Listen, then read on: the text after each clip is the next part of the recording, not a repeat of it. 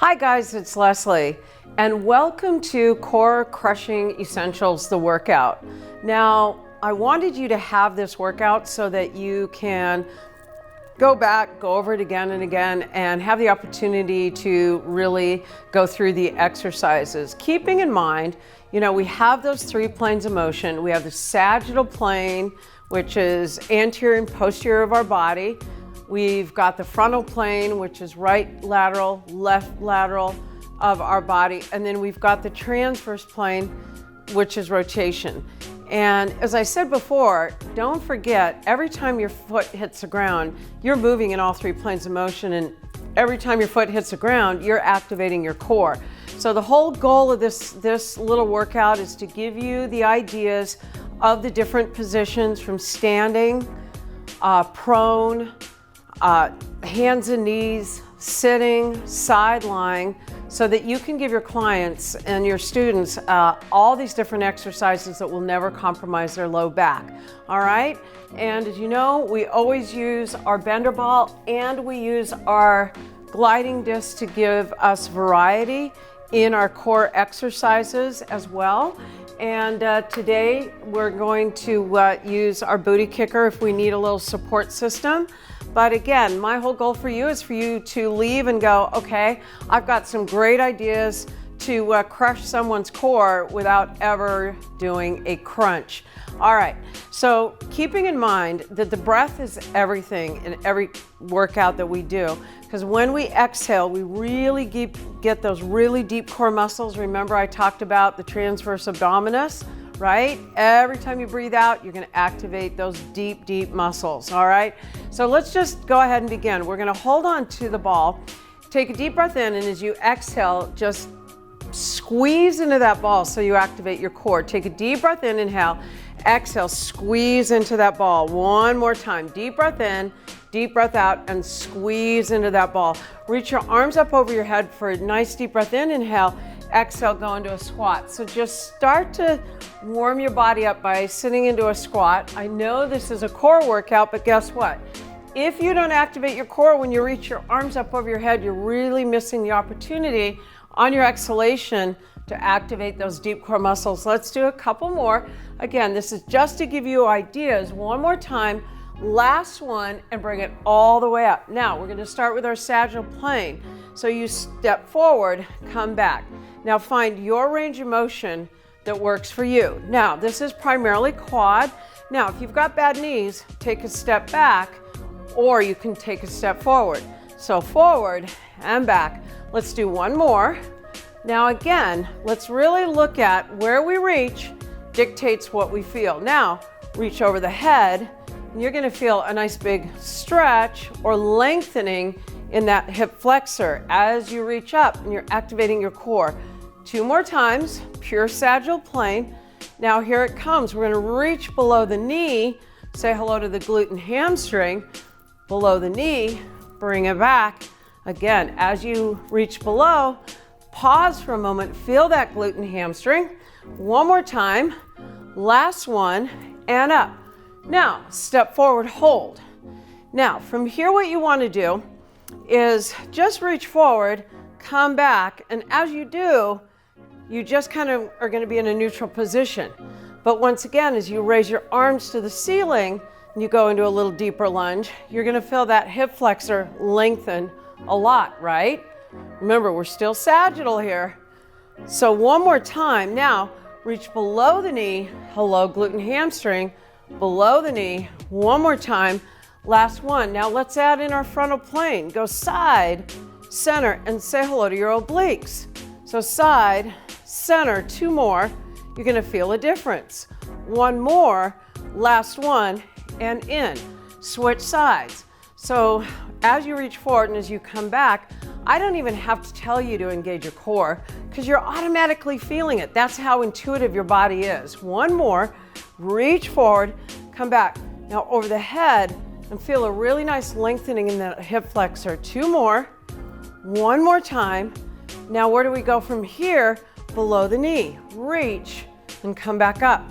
Lengthen, come back up. Feel that glute and hamstring. You want a cue to make sure that your spine is neutral and you're hinging. Last one, up over the head. Now side bend, center, side bend, center. 2 more, side bend. 1 more time, guys. Last one, bring it back to center. Good job. Now that was all sagittal plane movement. To change it up, try stepping back on these, all right? Now we go to our frontal plane. So from here, we're gonna go ahead and take a step out to our left, and you're gonna side bend to the left, bring it back to center, and immediately you're gonna feel your core engage. Other side, side bend, center. So whether you're teaching bar, whatever the case may be, we're doing good core training here. Let's do 2 more. 1 more. Now, what happens when you step out and you reach directly forward in the sagittal plane? Not as much, you're not going to feel as much as you move side to side, but once you go below the knee and come back up, you start to feel that glute and hamstring switch on again as you're stepping out in the frontal plane. Core training. Let's do 1 more. So again, this gives you lots of good ideas. Now let's go over to the head, but go opposite and say hello to your inner thighs when you step out. Feels really good. Let's do 4 more here, and 3, and 2, very last one, and in. So to give you an idea, what about that transverse plane? So as you step out, you rotate back to center, rotate and back to center. Now, what you want to think about doing is looking over the shoulder and coming in. So your cervical is moving with your thoracic, but try something different. Step out and look straight ahead. And now feel the difference that you're actually moving your upper back around your neck. Great movement for golfers and tennis players. 2 more. So you're looking straight ahead. 1 more and back in. So that gives you some really good transverse abdominis exercises as well. Now, what about our gliding disc? So in our pure sagittal plane, we've got to use our core all the time, right? So let's place our gliding disc under our right foot. So we're going to hold onto the ball. And from here, what you're going to do is go ahead and slide or glide your gliding disc out and pull it back in. So here's your side view. All right, as you lunge out, you're neutral. Come back in. You can always use something to hold on to as an alternative as well.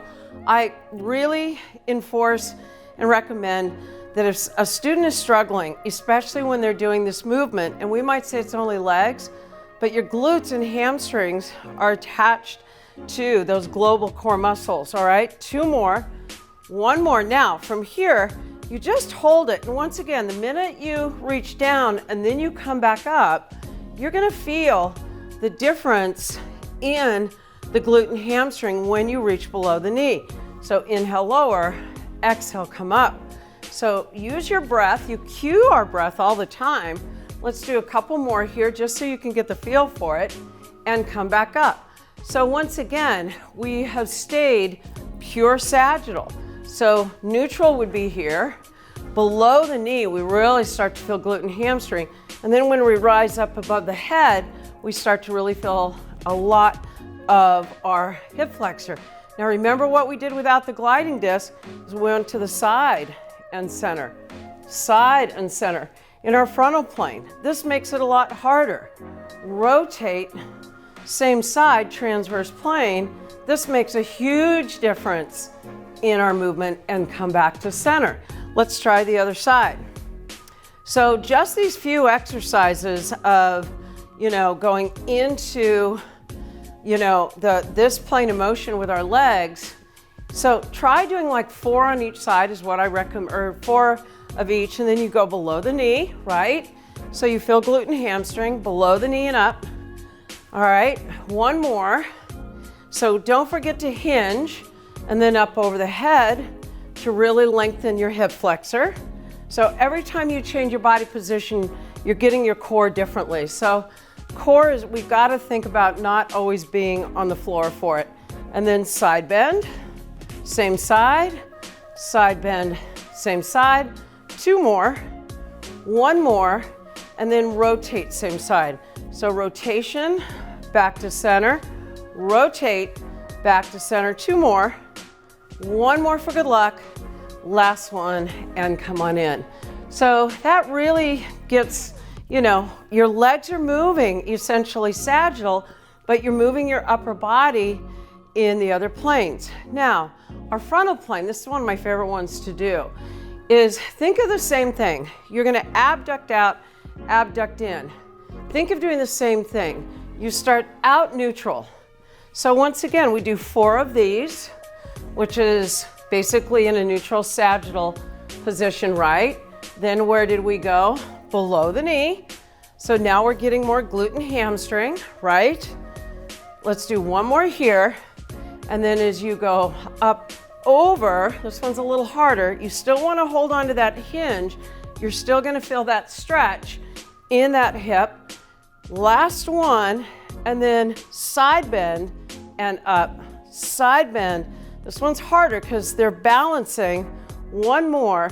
And then again, here's your rotation. Slow. Rotate, back to center. Rotate, back to center. 1 more, and in. Lots of really good ideas here. So again, it's out and in 4 times each way. Pressing out here.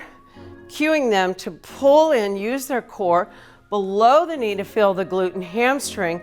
Remember you're hinging. Pulling in, right? 1 more here, and then you go to that side bend, back to center.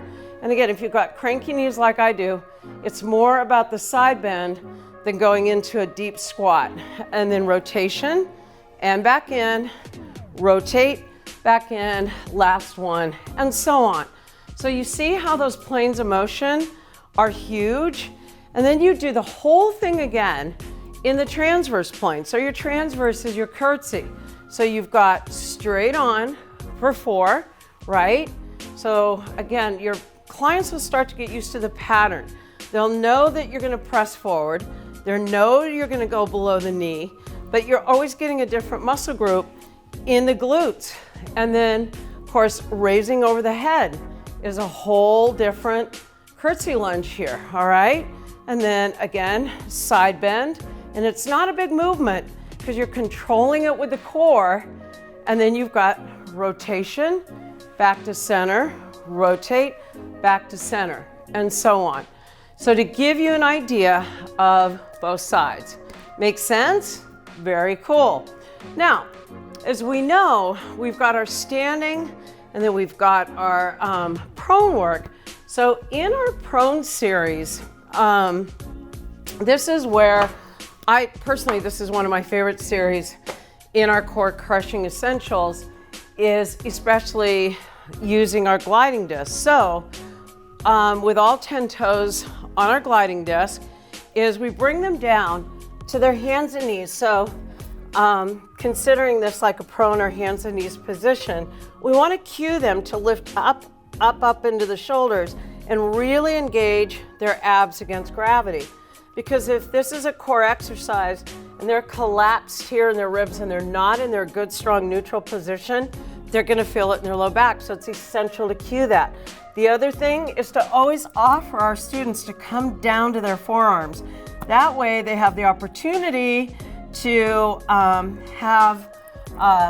to be off of their wrists, all right? So the whole thing on this exercise is to really use your core against gravity. Now, something by simply lifting the knees and lowering our knees, guys, for a lot of people, that's enough, all right? Or even just extending one leg out, it's enough. We can't always assume that everyone can go into a burpee or a really hardcore push-up because they can't, or not very well. So on this one, what we want to do is go out into a good strong plank. This would be the harder variation of this movement. Exhale, lift up. Inhale, extend all the way out. Exhale, lift. Inhale, extend. So think of when you lift up and when you press out, you got to use those abs a lot. Let's do one more. Lift up and then come down.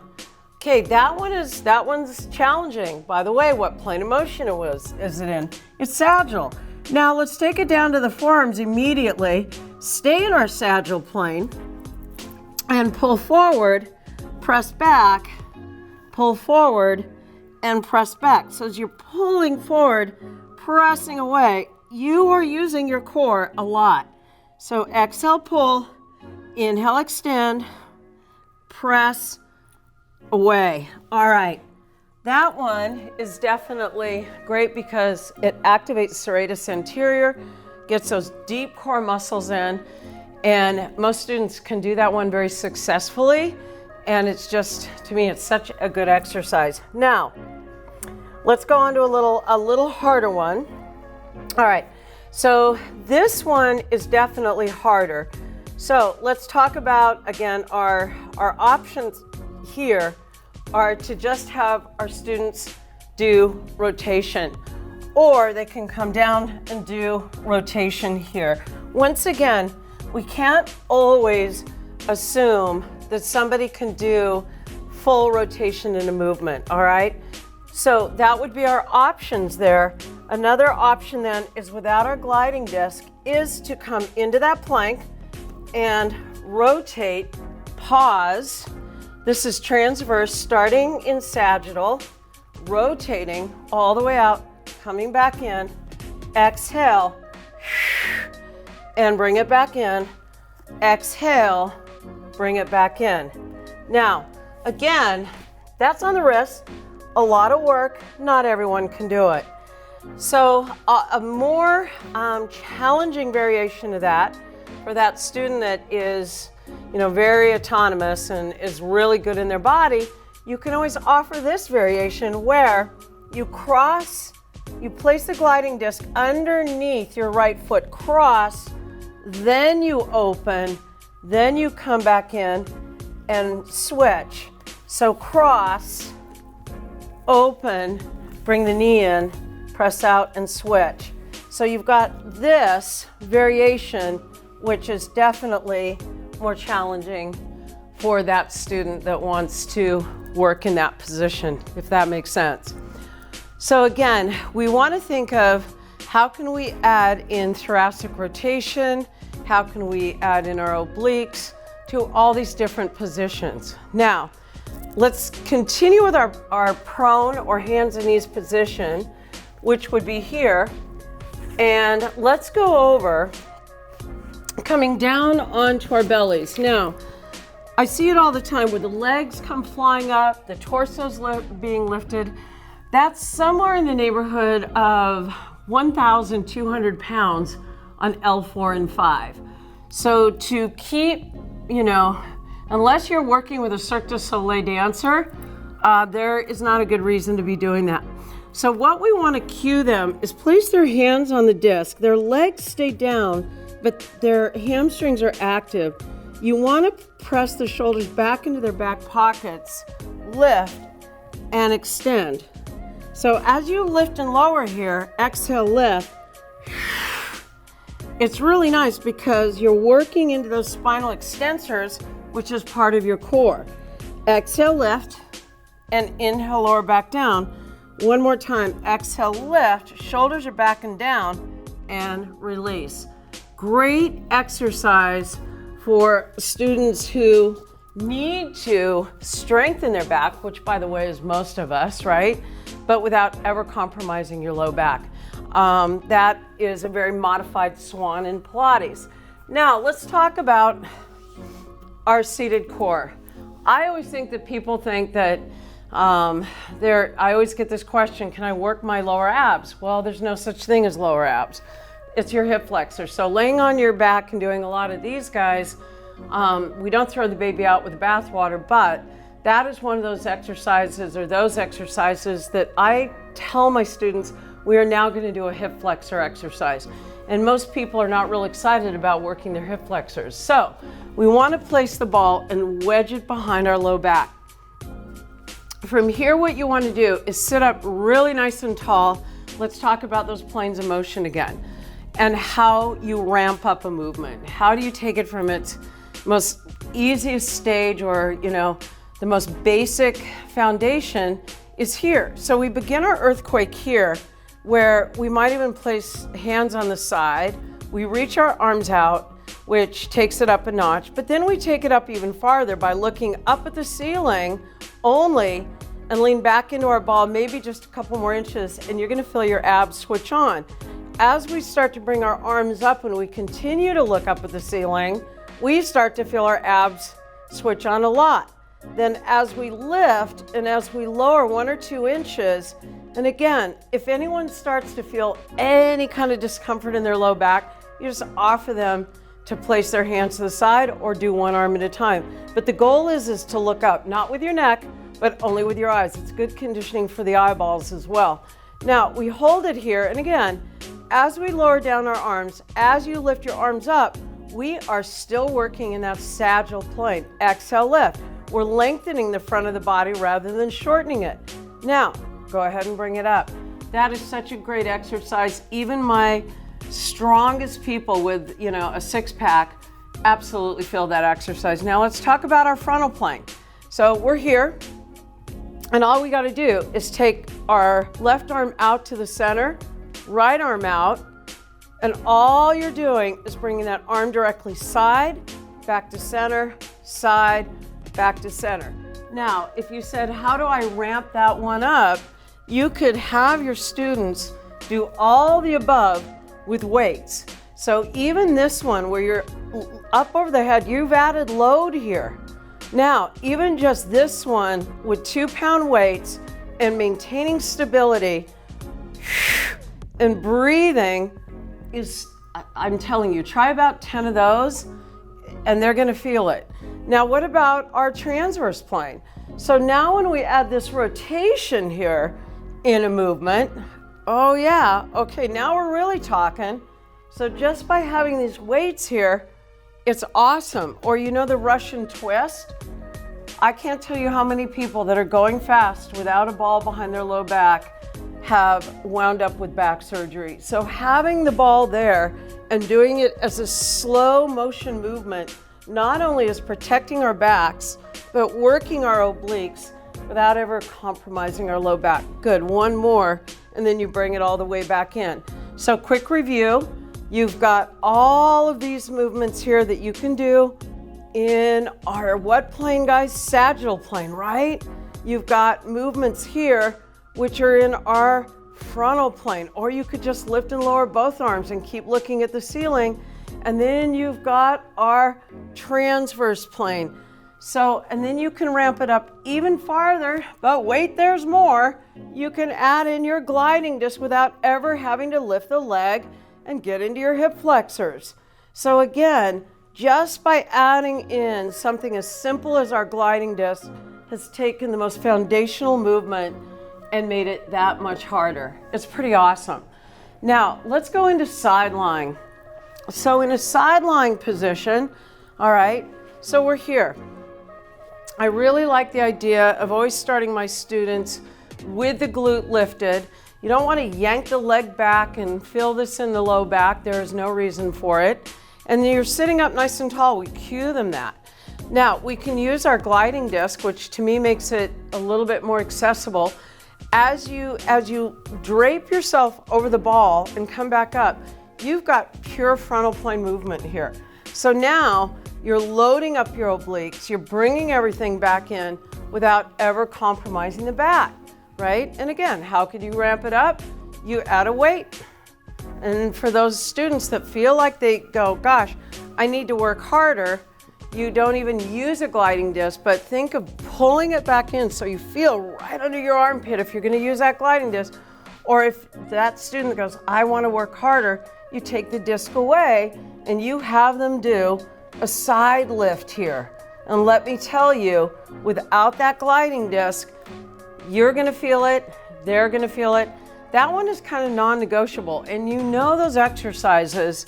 And what I love about the side lying work, guys, is that it gives us an opportunity to say, which is my stronger side? So right away, they feel the difference between the right and left side. And our students that have scoliosis, this is a really, really important exercise.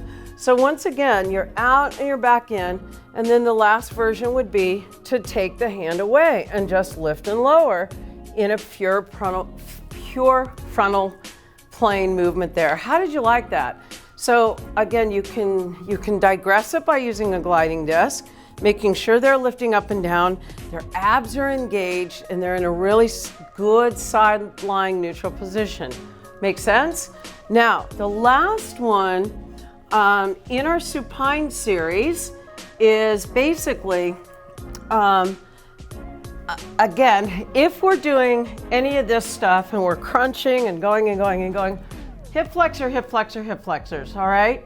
But if we want to teach our student about how to, especially our Pilates enthusiasts, is to breathe right, is to just take the ball, place it on the thighs, flex the heels, take a deep breath in, and exhale. Just press into the ball, and they're going to feel it. Deep breath in, exhale, just press right here, and they're going to feel a lot of work in their core just by keeping their feet and pressing into that ball is a really good one. And you don't really need to lift up. But where I like to place a ball is under the tailbone and do something as simple as a balance move and just hold it here in your supine position. You're not using as much hip flexors, and something as simple as a toe tap or dead bug, right, is this one here. We all know this one. But just by being on an unstable surface like a bowl of Jell-O, your intrinsic core muscles are engaging without even trying. And just having them stay here, have them close their eyes, which takes away a whole sensory vestibular, and our vestibular system really changes, right? So once again, these are all these great ideas that you can, literally take home with you and use in your core exercises. But at the end of the day, guys, our core is activated every single time our foot hits the ground. So I hope I gave you some ideas today in core crushing essentials that you can take back with you and use in any class that you do. Thanks for joining me, and I hope your core remembers me tomorrow.